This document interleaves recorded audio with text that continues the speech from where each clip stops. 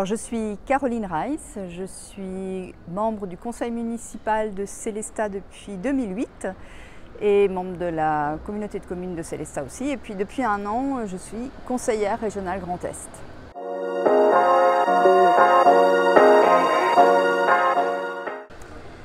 J'étais sans appartenance politique pendant longtemps. J'ai fait 2 campagnes électorales sur mon nom sans appartenance politique, mais j'ai toujours eu l'investiture d'Europe Écologie Les Verts. Et en 2020, je me suis dit il faut que je concrétise mon engagement. C'était évident pour moi que mon appartenance politique, si un jour elle devait se faire, ce serait au sein d'Europe Écologie Les Verts.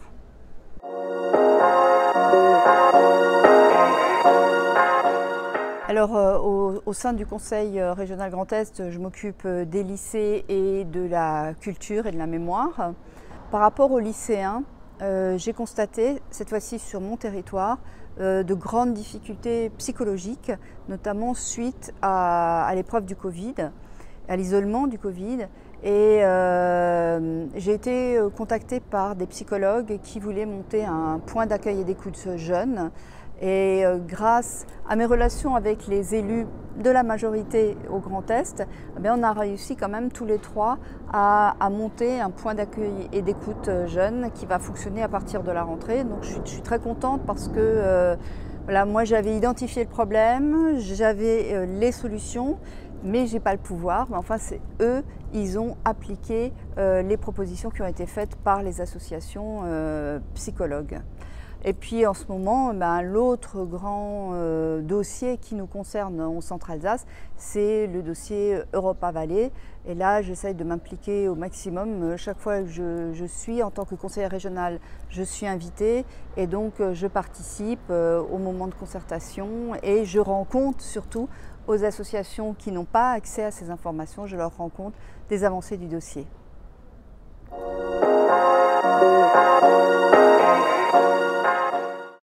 ELV est très impliqué dans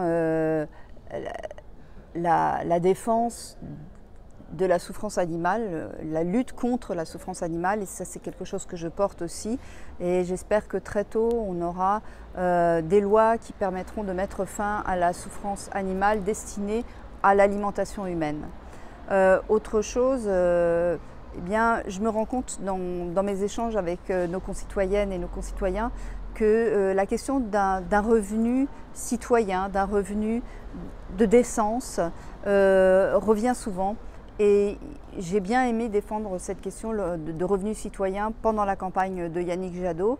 Et j'espère que cette idée va se concrétiser un jour, elle va continuer en tout cas à être portée par nos députés, nos sénateurs, pour qu'elle soit appliquée à l'échelle nationale.